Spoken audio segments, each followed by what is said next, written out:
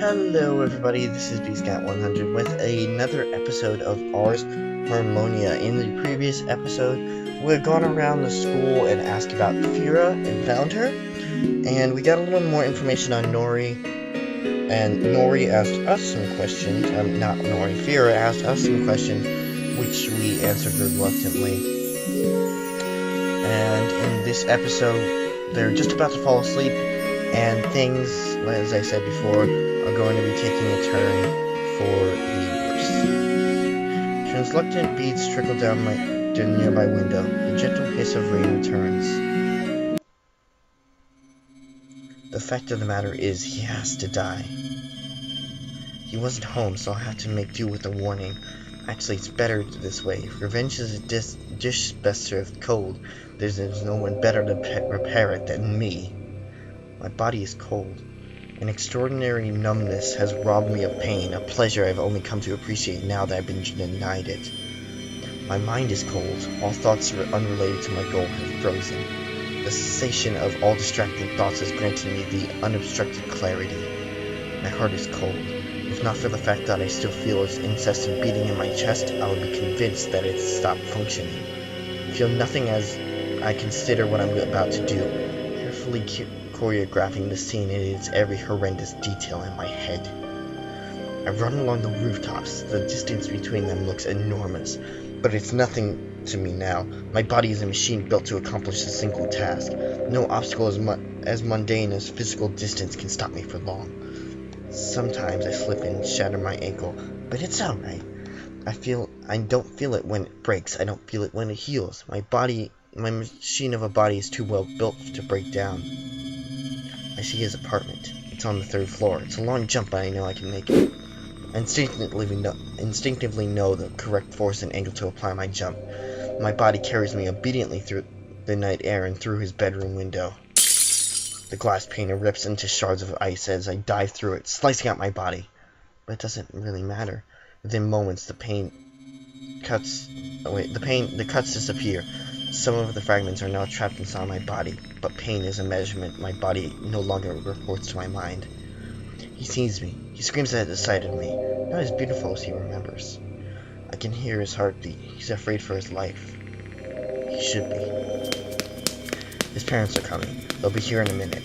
They'll be too late. He scrambles out of his bed and stumbles onto the floor. I advance on him. He reaches for the windowsill, but I grab his arm first. He shrieks at the sight of it. It's different now. It's deadly now. He squirms and cries as my icy grip wrestles the life out of his arm. In an instant, his arm stops flailing because it has been robbed of all heat, turned it into a useless stub of an extremity. The stolen heat floods my body and my heart thaws for the briefest moment, tasting its terror. I stomp on his frozen arm, causing it to splinter loudly. He cries out, not because of the pain, but he can't feel, but because of the disturbingly inorganic way in which his arm has been destroyed. There was no mess of gore, only shattered remnants. That's not the way humans break. That's like a machine. The footsteps are getting nearer. He knows what's coming, but he's too afraid to even crawl away. I grab him by the head and slam it against the wooden floor. It takes only a split second for the heat in his brain to evaporate, but his body continues to flare of its own accord. In another few moments, that stops too, when the last drop of heat is stolen away. Robbed of his field, the machinery of his body grinds to a halt, right down to the last atom.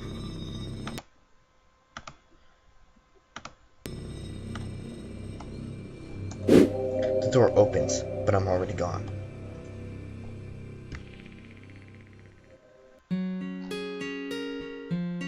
Well, isn't that a somewhat of a interesting turn of events? You're going to help us find Nori, right? Well, okay, so Fira is done with for now. Then we have her mother. You're that detective, right? Not exactly what I was expecting. I was hoping you could provide me with some information about your daughter to help me track her down. Well, like I said in the report, I'm sure she'll be back when she's good and ready. Nori's a good girl. She's always been. She's never given us any trouble. But ma'am, she's missing. Oh, she does this all the time. Where does she go? Wherever she likes. You mean you don't know? Do you ever ask?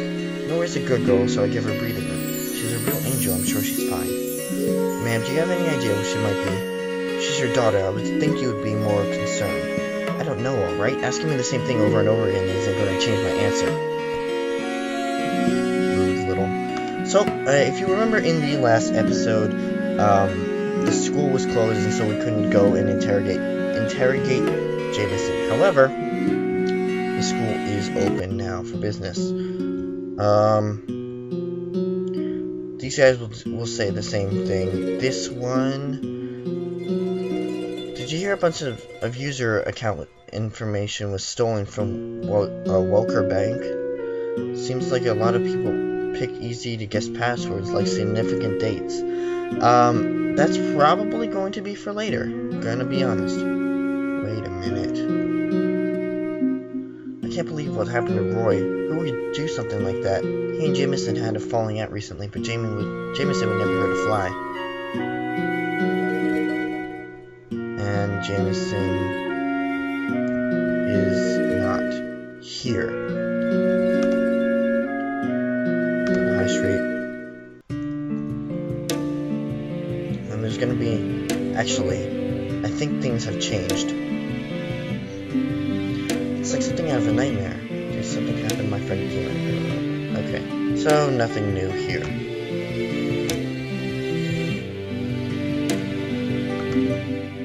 Did you hear from Ruth? Oh, what happened? Someone found... Okay, so that's the same too. However,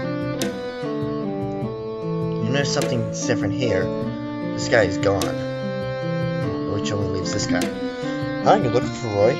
Well, shoot, I don't know how to break this to you, but he was murdered last night. Thought this was all done. With since they found that wild guy hacked up in East Navin. God, he was just a kid. Who could have done such a thing? Oh, we know. I want to go back to the Louisville residence for a minute because I want to look at that calendar again.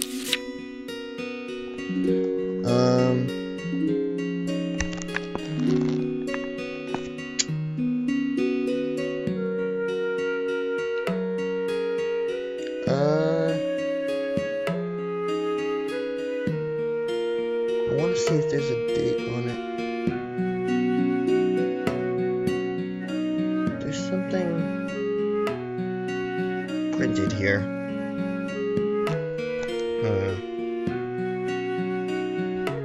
I just want to try it. I want to try something out that I didn't do last time. So June is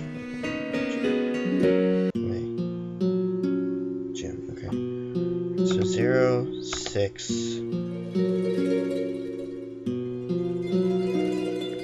Damn it, I don't remember what that date was.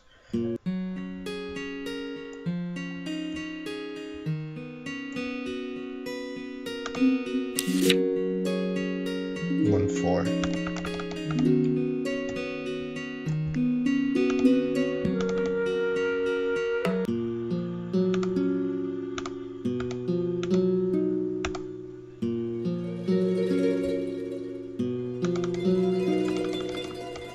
Is it just 614 then? Or maybe they just haven't programmed that yet. I don't know, just something about it. That date doesn't... Dad gets home June 3rd.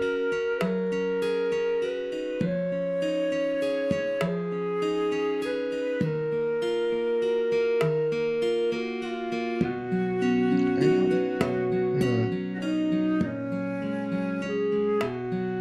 0614. I'll try that. January, February, March, April, May, June. Okay, so we can try 0603. That might be an important date. 0603. Is it 603? I don't know. I may be overthinking it. Like I said, I'm not even sure if this was programmed into the game yet. Anyway, we need to go back to the hotel room. Talk to him. I'm guessing you heard about what happened to that kid. What do you know about it? A friend of mine from med school did the autopsy. She said it looked like he'd been dunked in liquid nitrogen. Said she'd never seen anything like it. A Ronin, just as I thought. Come again?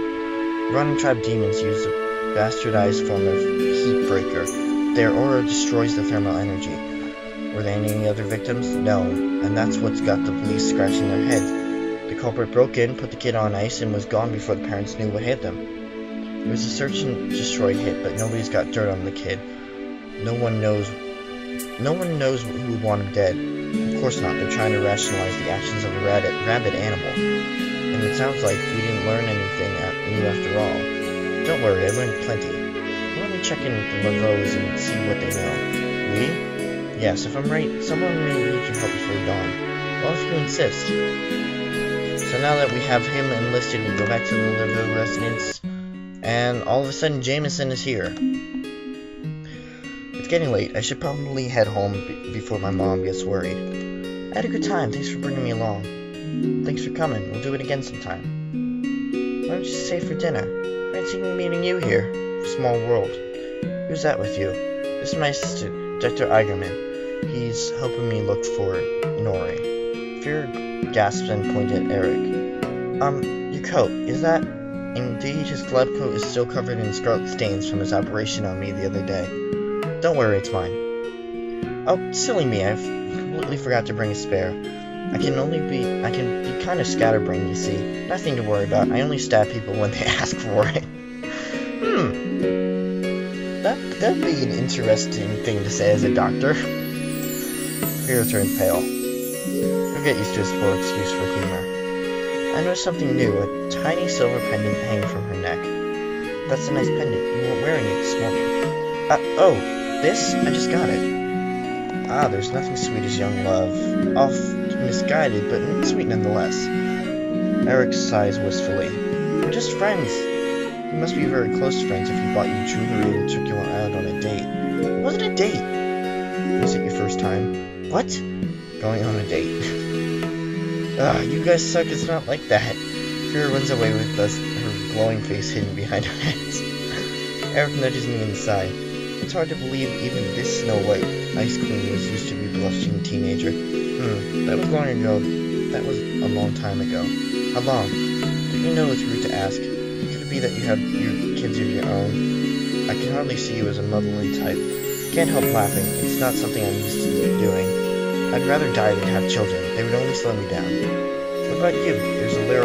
Surely there's a little Eric somewhere. My only children are my works of art. I love them dearly, even if no one else will. Eric and I continued making small talk while Jameson and Fear cooked up dinner together. We decided to wait until after we had eaten to bring up what happened last night. What did we do, though? Oh my god. This can't be real. Did you know him? It was Roy. We were friends. Oh, Jamie, I'm sorry. Fear joins him in sobbing. I need everyone to listen closely. There's a strong likelihood that someone else will be attacked tonight. Time is running out. This is a matter of life and death. I have reason to believe that tonight's target will be... Well, it couldn't be Fira, because that would be Nori's sister. Mrs. Laveaux. Obviously, the mother wouldn't be attacked either. Eric, he doesn't even know, so it's kind of a logical conclusion. What? Me? But why? You should stay here for the night. It's not safe. Call your parents and tell them to stay elsewhere for the night. Jameson nods and, after a few moments, manages to compose himself to just do that. Jameson, what's your address? Huh? Why do you need it? I'm going to find the demon that killed your friend. I'm going to kill it before it hurts anyone else. He writes down his address. Will you be fighting it alone? It's harder to kill me than it is to kill a demon. Anyone else there will get in the way. You and Jameson should stay here tonight. Don't get involved. I'll have this cleaned up before the night ends. And then you'll find Nori, right? Right. Tonight is the night. It's raining. My bare feet slash through the pools of water gathering on the rooftops. Drops of warm rain trickle down my body, but of course I can't feel it. I run through the gentle, rolling mist blanketing the city. In the distance, I make out the shape of his house. I'm nearly there. There is one more building between me and my destination. My heart is pounding. Can't wait. I'm so close. I'm so close. A splash of water announces my arrival on the roof of the last building. I keep running. His house is right in front of me. I can never mistake it. I've been there so many times. But there's an obstacle in my way. I can see her silhouette in the mist. I don't understand. Why would anyone else be here? As I draw closer, the details I reformed come into view. No, it can't be right. How? The violet eyes, the white hair, it's all the same. But that can't be right. That's impossible. I saw you die. Should it be really come as a surprise to know that some people can cheat death? Get out of my way. Sorry, but you rampaged here. Comes to an end tonight. Nori Laveau. Words. Familiar words. Words that invoke memories of comfort. Memories of happiness. Memories that don't belong to a machine that shouldn't have memories. I know those words. My name. My name? Please let me through. This is all that matters to me. You definitely weren't born a demon. You were a bright girl, brimming with potential and a successful future. What made you throw it away? Was it worth it? None of that matters. No, I suppose you're right. Memories, achievements, hopes of the future. All of that disappears when a person dies. She's so stupid. The words she's saying are dumb. I could laugh. So I do. You can try if you want, but I can't die anymore. Nothing can hurt me. You can even cut my head off if you want. I won't feel it. Nothing can stop me from getting what I want, so you shouldn't even waste your time trying. She's laughing at me. I hate it. You're a child. You look a child who got a new toy. Let's see how well you can use it. Stop it. Out of my way. I clear the distance between us and reach for her throat. I want to tear it out. Anything to make her stop. I don't want her to hear those derisive words anymore. But she's not there anymore. For that matter, it seems that my arm is no longer attached to my body. In a flash movement so fluid my eye couldn't follow it, she drew a knife and severed the limb from my elbow down. A spray of red starkly contrasts with the hazy glow of the evening. Even as my arm falls to the ground, my body just complains. A wound as insignificant as that won't stop me, let alone make me feel pain. Nothing's just scarlet rain down the ground. Living the serenity, clearly surfacing the pool of rain in which we were standing. Before I can counterattack, yeah, I'm sorry. I'm starting to lose my ability to speak. She thrusts the knife, still red with my blood, into my chest and pierces my heart. My body convulses against my will. Why? It doesn't hurt, so why wouldn't you listen to me? She's so close. I can easily tear her apart if I just move.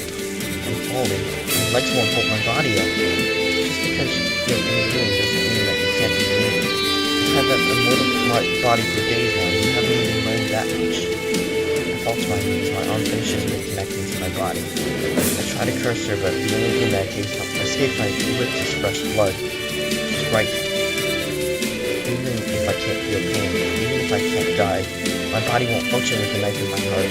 Slowly, I force my shaking arm to move, and I clutch my handle of the knife. Even though it doesn't hurt at all, I utter an involuntary, nonsensical groan as I pull the blade free from my chest. The knife turns cold in my hand, freezing the flesh, heart blood on the blade. What's wrong with me? My body's supposed to be strong now. I can't feel pain. I said I won't die even if I don't eat or drink or sleep or breathe. So why? Why am I so weak? I try to pull the knife out of my abdomen, but no matter how hard I pull, I can't dislodge it. Oh well, it doesn't matter. It won't kill me. I make a clacking, splashing racket as she tears through the mist towards me. I'm ready this time. Armed with a fresh knife, she slings it. I catch a slash with my arm, allowing the blade to bury deeply into my body, so that she will be able to remove it without changing her position. She doesn't see this coming. She's wide open. I grab her outstretched arm with mine. I feel her flow into me. My heart rate surges and a foreign, nostalgic sensation floods through my body. It's excitement. The matter constituting her arm comes to a stop, and in a moment, I swallow up all the heat in her body. Careless. Using her great arm, she produces another blade from her robe and uses it to cleanly sever her own arm. She jumps backwards and rolls away from my counterattack. She cut off her own arm! It fitted me now that my enemy is a lunatic. I pull her frozen arm off the knife that's still embroidered in my arm and toss it aside. It hisses as it's exposed to the warm evening air. The difference in temperature between her arm and the falling rain is so great that the rain might as well be boiling. While she's busy recovering, I make my escape and jump from the roof into the window of the New Jersey house. The window shatters into a rain of ice shards which assaults my body. I roll along the floor and laugh.